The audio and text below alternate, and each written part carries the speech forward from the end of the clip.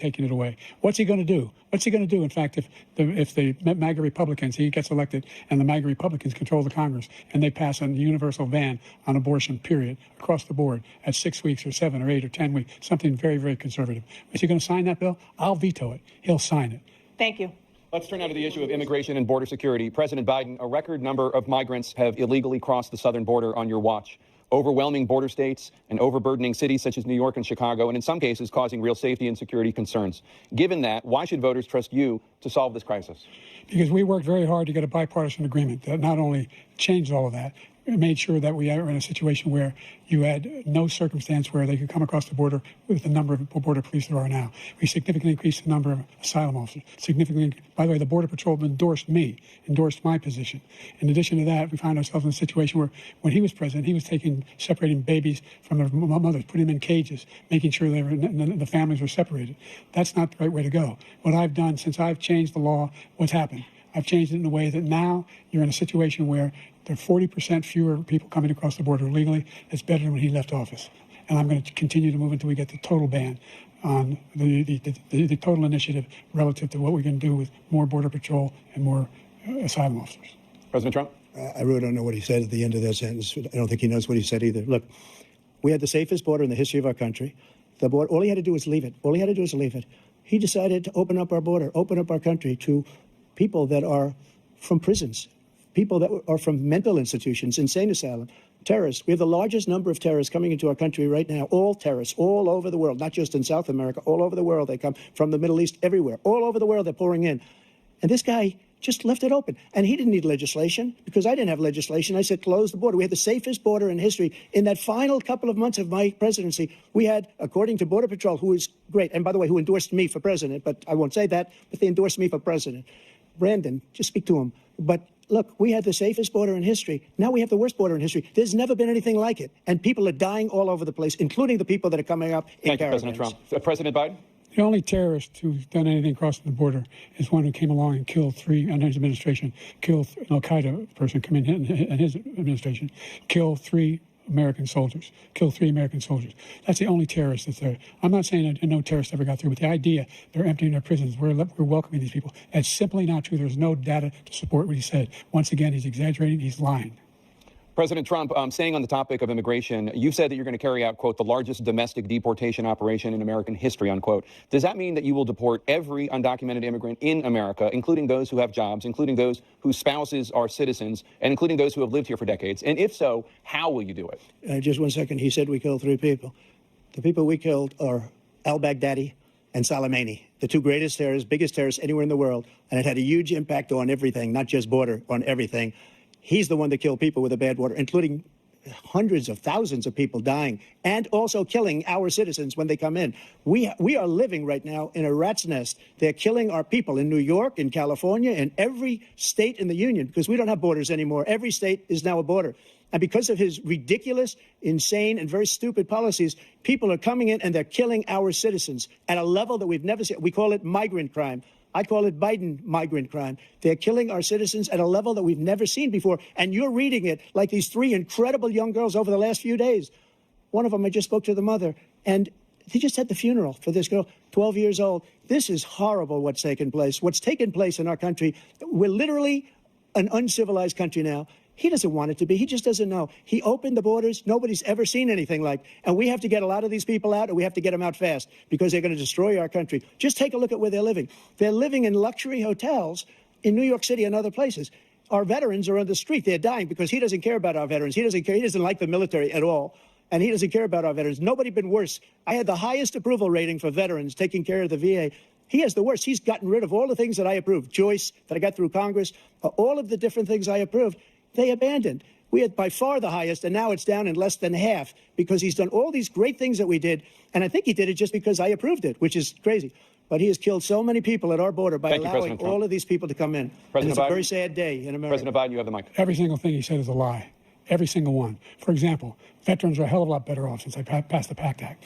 1 million of them now have insurance, and their families have it. Their families have it because what happened, whether it was Agent Orange or burn pits, they're all being covered now. And his group opposed that. We're also in a situation where we have great respect for veterans. My son spent a year in Iraq, living next to one of those burn pits, came back with stage 4 glioblastoma. I was recently in France for D-Day, and I spoke all about those heroes that died. I went to the World War II cemetery, World War I cemetery he refused to go to. He was standing with his 4-star general, and he told me, he said, I don't want to go in there because they're a bunch of losers and suckers. My son was not a loser, was not a sucker. You're the sucker. You're the loser. President Trump? First of all, that was a made-up quote, suckers and losers. They made it up. It was in a third-rate magazine that's failing, like many of these magazines. He made that up. He put it in commercials. We've notified him. We had 19 people that said I didn't say it. And think of this. Who would say I'm at a cemetery or I'm talking about our veterans? Because nobody's taken better care. I'm so glad this came up, and he brought it up. There's nobody that's taken better care of our soldiers than I have. To think that I would, in front of generals and others, say suckers and losers. We have 19 people that said it was never said by me. It was made up by him, just like Russia was made up, just like the 51 intelligence agents are made up, just like the new thing with the 16 economists are talking. It's the same thing. 51 intelligence agents said that the laptop was Russia disinformation. It wasn't. That came from his son, Hunter. It wasn't Russia disinformation. He made up the suckers and losers, so he should apologize to me right now. 4-star general standing to your side who was on your staff who said you said it, period. That's number one. And number two, the idea that I have to apologize to you for anything along the line. We've done more for veterans than any president has in American history. And they now are in their family. The only sacred obligation we have as a country is to care for our veterans when they come home and their families and equip them when they go to war. That's what we're doing. That's what the VA is doing now. They're doing more for veterans than ever before in our history. All right. Thank you so much. Let's move to the topic of foreign policy. I want to begin with Russia's war against Ukraine, which is now in its third year. Former President Trump, Russian President Vladimir Putin says he'll only end this war if Russia keeps the Ukrainian territory it has already claimed and Ukraine abandons its bid to join NATO. Are Putin's terms acceptable to you? First of all, our veterans and our soldiers can't stand this guy. They can't stand him. They think he's the worst commander-in-chief, if that's what you call him, that we've ever had. They can't stand him. So let's get that straight. And they like me more than just about any of them. And that's based on every single bit of information. As far as Russia and Ukraine, if we had a real president, the president that was respected by Putin, he would have never invaded Ukraine. A lot of people are dead right now, much more than people know. You know, they talk about numbers. You can double those numbers, maybe triple those numbers. He did nothing to stop it. In fact, I think he encouraged Russia from going in. I'll tell you what happened. He was so bad with Afghanistan. It was such a horrible embarrassment, most embarrassing moment in the history of our country, that when Putin watched that and he saw the incompetence, that he should have fired those generals, like I fired the one that you mentioned. And so he's got no love lost. But he should have fired those generals. No general got fired for the most embarrassing moment in the history of our country, Afghanistan, where we left billions of dollars of equipment behind. We lost 13 beautiful soldiers, and 38 soldiers were obliterated. And by the way, we left people behind, too. We left American citizens behind. When Putin saw that, he said, you know what? I think we're going to go in and maybe take this was his dream. I talked to him about it, his dream. The difference is he never would have invaded Ukraine. Never. Just like Israel would have never been invaded in a million years by Hamas. You know why? Because Iran was broke with me. I wouldn't let anybody do business with them. They ran out of money. They were broke. They had no money for Hamas. They had no money for anything. No money for terror. That's why you had no terror at all during my administration. This place, the whole world is blowing up under him. President Biden? I've never heard so much malarkey in my whole life. Look, the fact of the matter is that we're in a situation where, let's take the last point first. Iran attacked American troops, caused brain damage for a number of these troops, and he did nothing about it. Recently, not when he was president. They attacked. He said they're just having headaches. That's all it is. He didn't do a thing when the attack took place, number one. Number two, we got over 100,000 Americans and others out of Afghanistan during that airlift. Number three, we found ourselves in a situation where, if you take a look at what Trump did in Ukraine, this guy told Trump, do whatever you want and do whatever you want. And that's exactly what Trump did to Putin, encourage him, do whatever you want. And he went in. And listen to what he said when he went in. He was going to take Kyiv in 5 days, remember? Because it's part of the old Soviet Union. That's what he wanted to reestablish, Kyiv. And he, in fact, didn't do it at all. He wasn't able to get it done. And they've lost thousands and thousands of troops, 500,000 troops. President Trump, I never come back said to you that. for 1 minute. I just want to go back to my original question, which is, are Putin's terms acceptable to you? Keeping the territory in Ukraine? No, they're not acceptable. But look, this is a war that never should have started. If we had a leader in this war, He led everybody along. He's given $200 billion now or more to Ukraine. He's given $200 billion. That's a lot of money. I don't think there's ever been anything like it. Every time that Zelensky comes to this country, he walks away with $60 billion. He's the greatest salesman ever.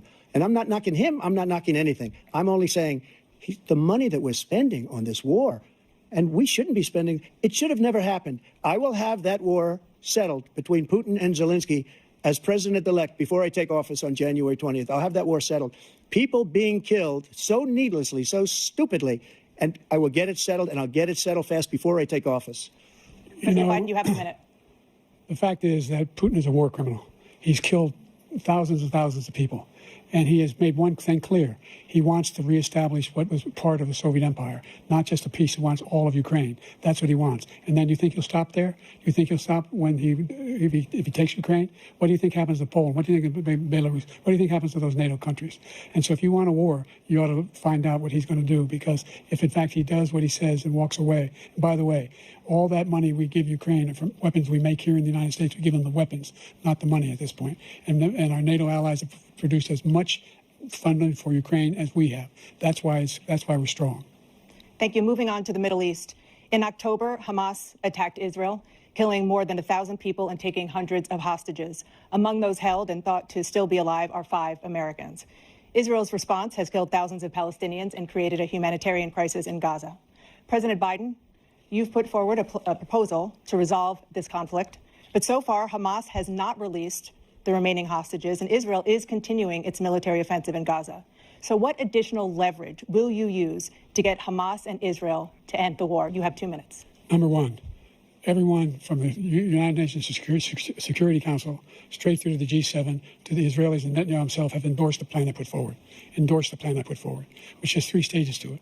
The first stage is trade the hostages for a ceasefire. Second phase is a ceasefire with additional conditions. The third phase is the end of the war. The only one who wants the war to continue is Hamas, number one. They're the only ones standing out. We're still pushing hard to get them to accept. In the meantime, what's happened? In Israel, we're finding that the only thing I've denied Israel was 2,000-pound bombs. They don't work very well in populated areas. They kill a lot of innocent people. We're providing Israel with all the weapons they need and when they need them. And by the way, I'm the guy that organized the world against Iran when they had a full-blown intercontinental ballistic missile attack on Israel. No one was hurt. No one Israeli was accidentally killed, and it just stopped. We saved Israel. We are the biggest producer of support for Israel of anyone in the world. And so there are 2 different things. Hamas cannot be allowed to be continued. We continue to send our experts and our intelligence people as to how they can get Hamas like we did bin Laden. You don't have to do it. And by the way, they've been greatly weakened, Hamas, greatly weakened, and they should be. They should be eliminated. But you've got to be careful for using certain weapons among population centers. Just going back to Ukraine for 1 second. We have an ocean separating us. The European nations together have spent $100 billion or maybe more than that, less than us. Why doesn't he call them and say, you got to put up your money like I did with NATO? I got them to put up hundreds of billions of dollars. The Secretary General of NATO said Trump did the most incredible job I've ever seen. They wouldn't have any. They were going out of business. We were spending almost 100% of the money was paid by us. He didn't do that. He's getting you got to ask these people to put up the money. We're over $100 billion more spent, and it has a bigger impact on them because of location, because we have an ocean in between. You got to ask them. As far as Israel and Hamas, Israel's the one that wants to go. He said the only one who wants to keep going is Hamas. Actually, Israel is the one, and you should let him go and let him finish the job. He doesn't want to do it. He's become like a Palestinian, but they don't like him because he's a very bad Palestinian. He's a weak one. President Biden, you have a minute. I've never heard so much foolishness. This is a guy who wants to get out of NATO. You're going to stay in NATO? He's going to pull out of NATO. The idea that our strength lies in our alliances as well. It may be a big ocean, but we're ever able to avoid a war in Europe, a major war in Europe? What happens if, in fact, you have Putin continue to go into NATO? We have an Article 5 agreement. Attack on one is attack on all. You want to start the nuclear war he keeps talking about, go ahead. Let Putin go in and control Ukraine and then move on to Poland and other places. See what happens then. He has no idea what the hell he's talking about. And by the way, I got 50 other nations around the world to support Ukraine, including Japan and South Korea, because they understand that this kind of dislocation has a serious threat to the whole world peace. No major war in Europe has ever been able to be contained just to Europe. President Trump, just to follow up, would you support the creation of an independent Palestinian state in order to achieve peace in the region? I'd have to see, but before we do that, the problem we have is that we spend all the money. So they kill us on trade. I made great trade deals with the European nations. because if you add them up, they're about the same size economically. Their economy is about the same size as the United States. And they were no cars, they don't want anything that we have, but we're supposed to take their cars, their food, their everything, their agriculture. I changed that. But the big thing I changed is they don't want to pay. And the only reason that he can play games with NATO is because I got them to put up hundreds of billions of dollars. I said, and he's right about this, I said, no, I'm not going to support NATO if you don't pay. They asked me that question, would you guard us against Russia at a very secret meeting of the 28 states at that time, nations at that time. And they said, no, if you don't pay, I won't do that. And you know what happened? Billions and billions of dollars came flowing in the next day and the next months. But now we're in the same position. We're paying everybody's bills. Let's turn to the issue of democracy. Former President Trump, I want to ask you about January 6, 2021. After you rallied your supporters that day, some of them stormed the Capitol to stop the constitutionally mandated counting of electoral votes. As president, you swore an oath to, quote, preserve, protect, and defend, unquote, the Constitution. What do you say to voters who believe that you violated that oath through your actions and inaction on January 6th and worry that you'll do it again? Well, I don't think too many believe that. And let me tell you about January 6th. On January 6th, we had a great border. Nobody coming through, very few. On January 6th, we were energy independent. On January 6th, we had the lowest taxes ever. We had the lowest regulations ever. On January 6th, we were respected all over the world. All over the world, we were respected. And then he comes in, and we're now laughed at. We're like a bunch of stupid people. What happened to the United States' reputation under this man's leadership is horrible, including weaponization, which I'm sure at some point you'll be talking about, where he goes after his political opponent because he can't beat him fair and square. You have 80 seconds left. My question was, what do you say to those voters who believe that you violated your constitutional oath through your actions and inaction on January 6, 2021, and worry that you'll do it again? Well, I didn't say that to anybody. I said peacefully and patriotically. And Nancy Pelosi, if you just watched the news from 2 days ago, on tape to her daughter, who's a documentary filmmaker, they say, but she's saying, oh, no, it's my responsibility. I was responsible for this. Because I offered her 10,000 soldiers or National Guard, and she turned them down. And the mayor of, in writing, by the way, the mayor, in writing, turned it down, the mayor of D.C. They turned it down. I offered 10,000 because I could see. I had virtually nothing to do. They asked me to go make a speech. I could see what was happening. Everybody was saying they're going to be there on January 6th. They're going to be there. And I said, you know what? There's a lot of people coming. You could feel it. You could feel it, too, and you could feel it. And I said, they ought to have some National Guard or whatever. And I offered it to her. And she now admits that she turned it down. And it was the same day she was, I don't know, she can't be very happy with her daughter because it made her into a liar. She said, I take full responsibility for January 6th. President Biden? Look, he encouraged those folks to go up on Capitol Hill, number one. I sat in the dining room off the Oval Office. He sat there for 3 hours watching, begging, being begged by his vice president and a number of his colleagues on the Republican side as well to do something, to call for a stop, to end it. Instead, they talked about these people being patriots and great patrons of America. In fact, he says he'll now forgive them for what they've done. They've been convicted. He says he wants to commute their sentences and say that no. But he went to every single court in the nation. I don't know how many cases, scores of cases, including the Supreme Court, and they said, no, this guy is responsible for doing what was done. He didn't do a damn thing, and these people should be in jail, and they should be the ones that are being held accountable. And he wants to let them all out, and now he says if he loses again, such a whiner that he is, that there could be a bloodbath. Thank you, President Biden. President Trump?